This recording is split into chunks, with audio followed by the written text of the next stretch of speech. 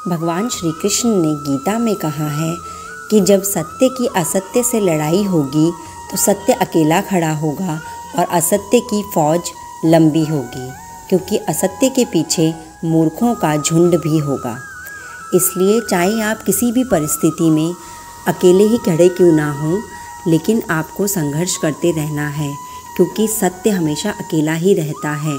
तो इसलिए कभी भी ना डरें कि मैं अकेली हूँ, मैं कैसे करूँगी, क्या करेंगे। आप हमेशा बस भगवान का ध्यान करके ये सोचें कि वो जो ईश्वर है वो हमारे साथ है और वो सब अच्छा ही करेगा। नमस्कार दोस्तों, आप सभी का स्वागत है मेरे इस चैनल में। और सुबह अपना नॉर्मल झाड़ू पोछा, कपड़े वगैरह धोने के बाद, पूजा पाठ करने के बाद मैंने 8 बजे तक ये सारा काम निपटा लिया था और अभी भी मेरे बच्चे सो रहे थे। तो सबसे पहले मैं अपनी किताब लेके बैठ गई, सुबह लर्निंग पोर्शन किया अपना फटाफट। जो भी रिवर्स, आजकल मैं रिवर्स पढ़ रही हूँ तो, और उनके जो क्वेश्चंस होते हैं वो कुछ मैं चैनल में भी कम्युनिटी पोस्ट पे डालती रहती हूँ, जिससे आपको भी अंदाज़ा लगे किस टाइप के क्वेश्चंस डीएसएस भी पूछता है। और तो सुबह के टाइम मैं अपना लर्निंग कर रही थी। बहुत सारा है, ज्योग्राफी पोर्शन बहुत सारा है, बहुत टाइम लगता है याद करने में, क्योंकि कौन सी रिवर कहाँ सिचुएटेड है, उनकी जो ट्रिब्यूटरीज़ हैं, सहायक नदियाँ हैं वो कौन सी हैं और कहाँ से उनका ओरिजिन हो रहा है, ये सारी चीज़ें याद करनी पड़ती है। तो 15-20 मिनट ही हुए थे मुझे याद करते करते, इतने में मेरा बेटा उठ गया था। नीचे बैठ के ही मैं साइड में पढ़ती हूँ, क्योंकि बच्चा उठ जाता है तो फिर वो कहीं जंप ना कर दे बेड से, तो ये भी डर लगा रहता है। तो इसलिए मैं वहीं पे साइड में बैठ के पढ़ती हूँ। और फिर उसके बाद मैं अपनी बेटी को लेके चली गई थी नीचे पार्क में, क्योंकि मैं उसको रनिंग हमेशा करवाती हूँ सुबह के टाइम पे। तो जब वो उठ जाती है तो उसके बाद पानी वानी पिलाने के बाद, मुँह हाथ धुलाने के बाद मैं उसको रनिंग करने के लिए ले जाती हूँ पार्क में, और साथ में मैं भी 1-2 राउंड ऐसे ही वॉक कर लेती हूँ। उसके बाद घर में आने के बाद अपना नॉर्मल सारा काम निपटाया।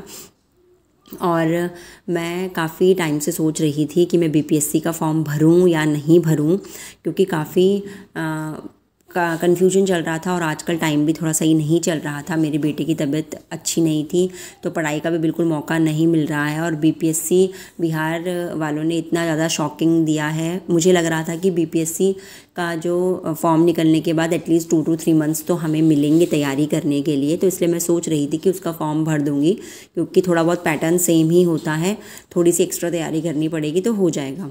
बट बिहार स्टेट ने इतना ज़्यादा शॉकिंग दिया है कि कल एग्ज़ाम का लास्ट डे है फॉर्म भरने का, और उसके 15-20 दिन के अंदर ही एग्ज़ाम होगा। 7 मार्च से 17 मार्च के बीच में एग्ज़ाम हो जाएगा, ऐसे टेंटेटिव डेट दिखा रहे हैं। तो इतनी जल्दी एग्ज़ाम होगा तो तैयारी कैसे होगी, क्या होगा, तो यही सोच के मैं कन्फ्यूजन में थी कि इसका फॉर्म भरूं या नहीं भरूं। कि ऐसा भी नहीं है कि फ़ॉर्म कोई सस्ता होगा, 750 रुपये का आई थिंक फ़ॉर्म है जनरल वालों के लिए, और स्टेट की जो फ़ीमेल्स हैं उनके लिए 200 का है, अदरवाइज़ बाहर की फ़ीमेल्स के लिए 750 का फ़ॉर्म है। तो फॉर्म प्लस फिर यहाँ से बिहार जाना, क्योंकि बहुत दूर है हमारे लिए, तो इतनी दूर जाना, फिर वहाँ एक दिन पहले पहुँचना होगा, होटल में स्टे करना, तो लगा लो कम से कम 8-10 हज़ार का खर्चा है। क्योंकि यहाँ से मैं जाऊँगी और मेरे साथ हस्बैंड भी जाएंगे, बच्चे भी जाएंगे, तो इतनी दूर बच्चों को भी ले जाना, और आजकल मेरे बेटे की तबीयत भी ठीक नहीं चल रही है, तो इतना ज़्यादा स्ट्रगल, साथ में पैसा खर्च, तो करूँ ना करूँ, बस ये सोच के ही माइंड में कशमकश चल रही थी। तो आप भी मुझे बताइएगा कि मुझे करना चाहिए या नहीं करना चाहिए, मुझे फॉर्म भरना चाहिए या नहीं भरना चाहिए। तो बस यही सोच के फिर मैंने सोचा कि आज मैं मॉक टेस्ट दूंगी। जो मैं मॉक टेस्ट दे रही हूँ टेक्स्ट बुक से दे रही हूँ। काफ़ी बच्चे जो व्यूअर्स हैं वो मेरे पूछ भी रहे थे कि आप मॉक टेस्ट कहाँ से दे रही हैं, जो मैंने लास्ट वाला मॉक टेस्ट दिया था।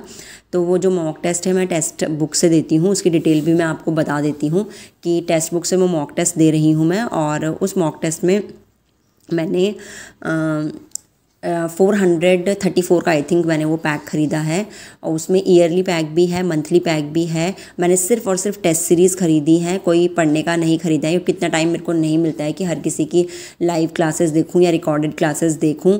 मैं सेल्फ़ स्टडी करने में ज़्यादा विश्वास रखती हूँ, तो इसलिए मैं खुद से ही सेल्फ़ स्टडी करती हूँ। टेस्ट सीरीज़ मैंने इसलिए ख़रीदी है क्योंकि हमें अगर क्योंकि प्रैक्टिस के लिए क्वेश्चंस तो चाहिए ही होते हैं, तो अगर प्रैक्टिस के लिए क्वेश्चंस अगर मैं बुक भी लेती हूँ कोई, तो वो भी मतलब 2-4 बुक मुझे लेनी पड़ेगी, और कोई भी बुक होती है वो 250-300 से नीचे की नहीं होती है। तो 250-300 की एक बुक लेंगे तो बहुत सारी बुक लेंगे कि भाई हिंदी की प्रैक्टिस के अलग, इंग्लिश की प्रैक्टिस के लिए अलग, तो इतनी सारी बुक लेने से बढ़िया है एक टेस्ट सीरीज़ ले लो। तो उसमें मैंने देखा कि टेस्ट सीरीज़ डिस्काउंट में 400 समथिंग में मेरे को मिल गई थी। और उसमें जो है कि उसमें आपको जितना भी है बीपीएससी, केवीएस, एनवीएस और डीएसएसबी, इन सब के आपको मॉक अवेलेबल हो जाएंगे फिर। और सबके पैटर्न उनके अकॉर्डिंग ही होते हैं। अगर आप डीएसएसबी का मॉक देंगे तो बिल्कुल सेम पैटर्न होगा, ऐसा आपको फील होगा कि आप डीएसएसबी का पेपर दे रहे हैं। तो सबके मॉक उन्हीं के अकॉर्डिंग होते हैं, और जैसा उनका सिलेबस है, जिस तरीके का उनका एग्ज़ाम होता है उसके अकॉर्डिंग वहाँ पे होता है। तो इसलिए मुझे ये सही लगा कि ये ज़्यादा बेटर है। उसमें आपके एग्ज़ाम्स के मार्क्स कैलकुलेट होके आ जाते हैं, जो भी आपने पेपर दिया है, मॉक दिया है। और फ़ायदा ये भी है कि इसमें बीच में पॉज का बटन भी होता है, कि जैसे हाउसवाइफ होती है ना कि लगातार 2 घंटे का पेपर या लगातार 3 घंटे का पेपर हम कैसे दें, क्योंकि लगातार टाइम नहीं मिलता हमें पढ़ने का। कभी बच्चे परेशान कर रहे हैं, कभी इन लॉज ने कह दिया बीच में उठ के आ जाओ, कि अगर हम पढ़ाई कर रहे होते हैं फिर तो हम बीच में उठ के चले जाते हैं, बट अगर हम पढ़ाई नहीं कर रहे हैं तो बीच में उठ के कैसे मतलब नहीं, पॉसिबल नहीं होता ना कि अगर हम एग्ज़ाम दे रहे हैं कोई लगातार।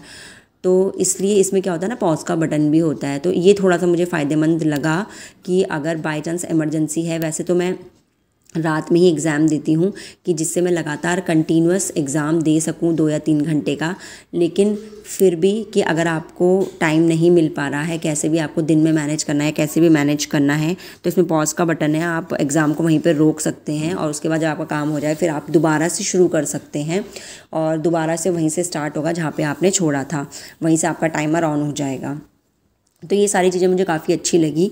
तो मैंने आपको बता दिया है कि टेक्स्ट बुक से लिया है, और उसका प्राइस भी बता दिया है, उसमें मंथली, ईयरली सब कुछ है। तो आप अगर पहले टेक्स्ट बुक ऐप को डाउनलोड कर लीजिएगा, उसके अंदर आपको सब कुछ मिल जाएगा।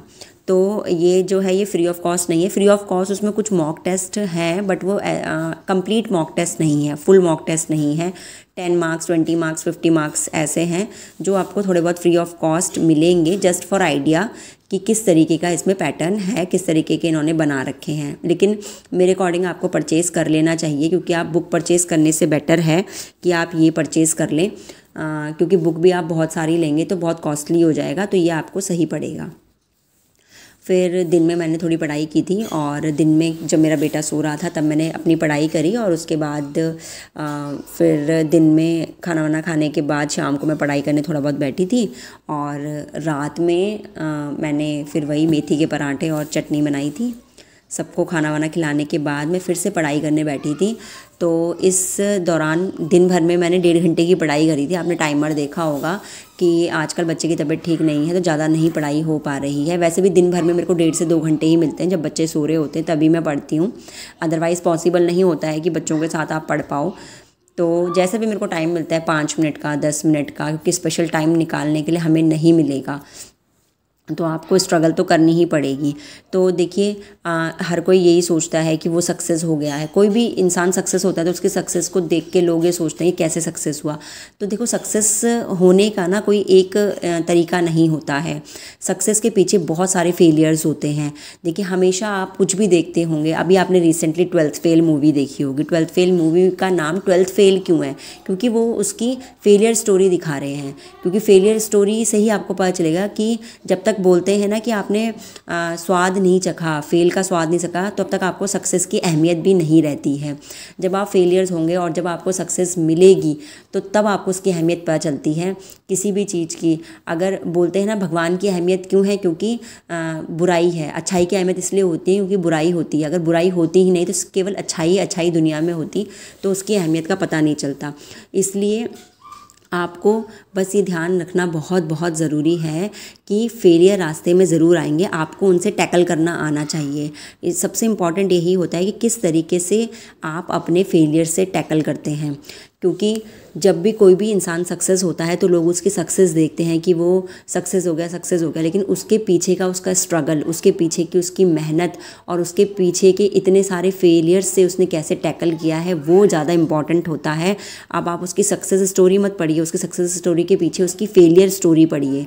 हमेशा फेलियर स्टोरी से ही आपको मोटिवेशन मिलेगा। और कोई भी इंसान ऐसा नहीं है दुनिया में जो पूरे साल भर मोटिवेट रह पाए, पूरे साल के साल 365 डेज़ मोटिवेट रह पाए। हर कोई यही सोचता है कि कैसे हम मोटिवेट रहें। कोई किसी की वीडियो देखने से आप एक दिन का मोटिवेशन ले सकते हैं, कुछ घंटों का मोटिवेशन ले सकते हैं, लेकिन जब आप खुद के अंदर से सेल्फ मोटिवेटेड नहीं होंगे, आपकी खुद से इच्छा शक्ति को जागृत नहीं करेंगे कि हमें ये काम करना है तो करना है, तब तक आप किसी की भी वीडियो से, किसी के भी कहने से आप हमेशा के लिए मोटिवेट नहीं हो पाएंगे। और कोई भी, मैं हूँ चाहे आप हो, हर दिन मोटिवेटेड नहीं रह सकता है। लो पॉइंट्स हर इंसान के आते हैं और ऐसा नहीं है कि मैं भी हर दिन मोटिवेटेड रहती हूँ और हर दिन मेरा मन करता है पढ़ने का। कई दिन ऐसे भी होते हैं हम लो फील करते हैं, कोई चीज़ ऐसी होती है जो हमारे माइंड में चल रही होती है, टेंशन होती है, कुछ भी होता है, लेकिन उससे टैकल करना आपको आना चाहिए। आपको माइंड में, जब आपकी मंजिल आपके माइंड में है कि मुझे ये चीज़ चाहिए तो आप उन सब चीज़ों को पीछे छोड़ देते हैं। फिर आप उन चीज़ों की टेंशन नहीं लेते हैं।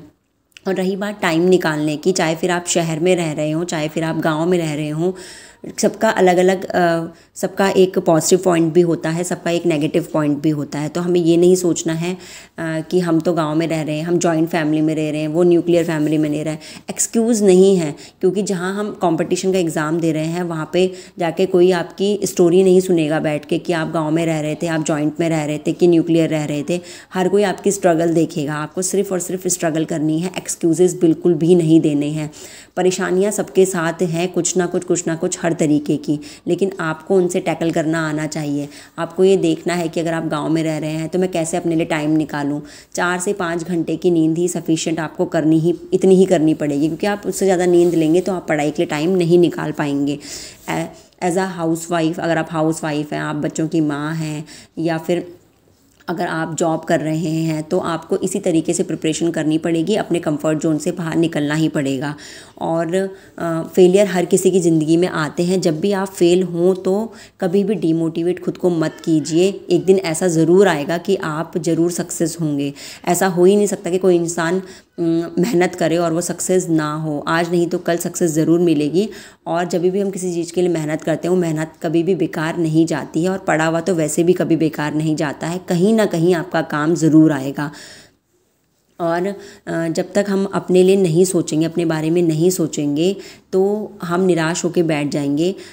हमें केवल और केवल ये नहीं सोचना चाहिए कि हम किस तरीके से पढ़ें। किस तरीके से पढ़ने के साथ साथ हमें ये भी देखना चाहिए कि अगर हमारे रास्ते में कभी भी कोई मुसीबत आए तो उस मुसीबत से हम कैसे आगे बढ़ें। क्योंकि अगर हमें पता है, मुझे पता है कि मुझे भाई आज मुझे इतना अपनी स्ट्रैटेजी बना रही कि मुझे ये काम करना है, ये टॉपिक्स करने हैं, तो चाहे मेरे दिन भर में कितनी भी मुसीबतें आए, मैं परेशान हूँ, टेंस्ड हूँ, हो सकता है हस्बैंड से झगड़ा हो सकता है इन लॉ से झगड़ा हो, तो वो झगड़े को माइंड में रख के आप पूरे दिन बैठे मत रहें। अगर आपके माइंड में ये है ना कि मुझे आज ये पढ़ाई करनी है, ऐसा करना है, वैसा करना है, तो फिर आप उन चीज़ों से आपको बाहर निकलना पड़ेगा। अपने दुखों से, अपनी टेंशन से, इन सब चीज़ों से बाहर निकलना ही पड़ेगा। अगर आप इनसे बाहर नहीं निकलेंगे तो आप फिर किसी भी चीज़ के लिए स्ट्रगल नहीं कर पाएंगे। तो सब चीज़ों को पीछे छोड़ते हुए आगे बढ़ना ही आपको पड़ेगा। और फिर मैंने बीपीएससी के 2 मॉक टेस्ट भी दिए थे, और 2 मॉक टेस्ट में एक मॉक टेस्ट मैंने दिया था 9th वाला, और एक मैंने 6 to 8 वाला दिया था। और पहले मैंने 6 to 8 वाला दिया था, वो आगे पीछे हुई है वीडियो, तो ये अभी मैं 9th वाला दे रही हूँ मॉक टेस्ट। और इस मॉक टेस्ट में जब मैंने 6 to 8 वाला मॉक टेस्ट दिया था तो मेरे को कुछ भी नहीं पता है बीपीएससी एग्ज़ाम का पैटर्न क्या है। बस मुझे ये पता है कि थोड़ा बहुत सिलेबस सेम है।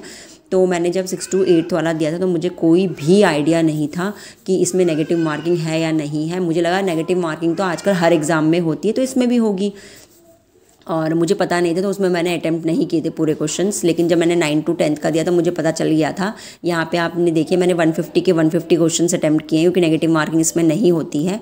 और इसमें 30 मार्क्स का जो लैंग्वेज पोर्शन होता है उसके मार्क्स नहीं जुड़ते हैं। तो 120 मार्क्स में से मेरे 87 मार्क्स आए थे। और मेरी 191 रैंक है और लगभग 1400-1500 लोगों ने एग्ज़ाम दिया है। तो 87 मार्क्स मेरे आए 120 में से, तो एक ठीक ठाक स्कोर है।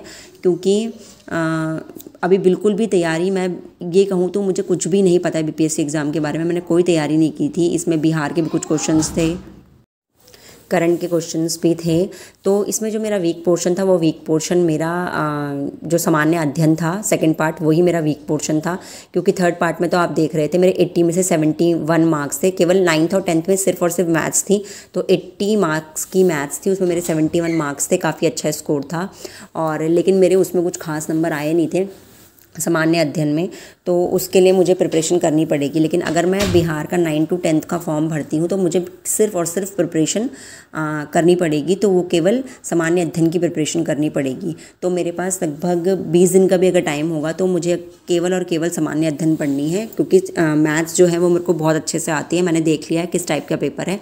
क्योंकि ग्रेजुएशन वगैरह की मैथ्स तो आ नहीं रही है, तो सिर्फ और सिर्फ 12th तक की मैथ्स है, तो वो मैथ्स का मुझे कुछ करने की ज़रूरत नहीं है, सिर्फ और सिर्फ प्रैक्टिस करनी है, रोज़ की थोड़े बहुत क्वेश्चंस कर लूँगी।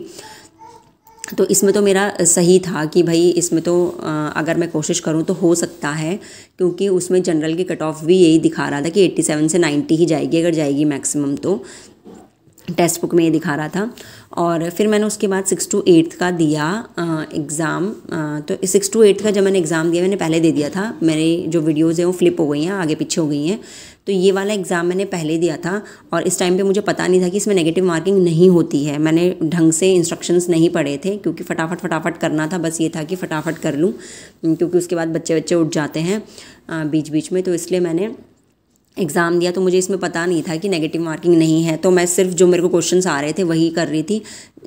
इसमें मैथ्स और साइंस, थर्ड पार्ट जो था उसमें मैथ्स और साइंस दोनों ही आ रहा है, तो वो थोड़ा सा एक दिक्कत वाली बात थी। क्योंकि फर्स्ट पार्ट जो है वो तो लैंग्वेज पोर्शन था, वो तो सिर्फ आपको क्लियर करना है, तो वो तो हो जाएगा, उसके तो नंबर भी नहीं जुड़ेंगे।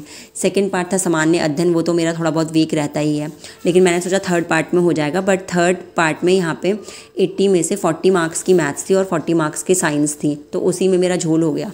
क्योंकि मुझे पता ही नहीं था कि इसमें साइंस भी है, था कि इसमें नेगेटिव मार्किंग नहीं है। तो कुछ साइंस के ऐसे क्वेश्चन थे जिनमें मुझे कन्फ्यूजन थी 2 ऑप्शंस में। तो अगर मुझे पता होता कि नेगेटिव मार्किंग नहीं है तो मैं सारे क्वेश्चंस करती, बट मैंने सारे क्वेश्चंस, आप देखेंगे स्क्रीन में, सारे क्वेश्चंस नहीं किए थे। 150 में से मैंने 109 समथिंग क्वेश्चन ही किए थे, बाकी सारे मैंने, जो भी मुझे डाउट लग रहे थे मैंने छोड़ दिया कि नेगेटिव मार्किंग होगी तो फिर कट जाएंगे। तो फिर मेरे इसमें 120 में से 65 मार्क्स बने थे, कुछ ज़्यादा अच्छा स्कोर नहीं था, क्योंकि मेरे थर्ड पार्ट में 49 ही नंबर थे। बट आप मुझे बताइएगा मुझे फॉर्म भरना चाहिए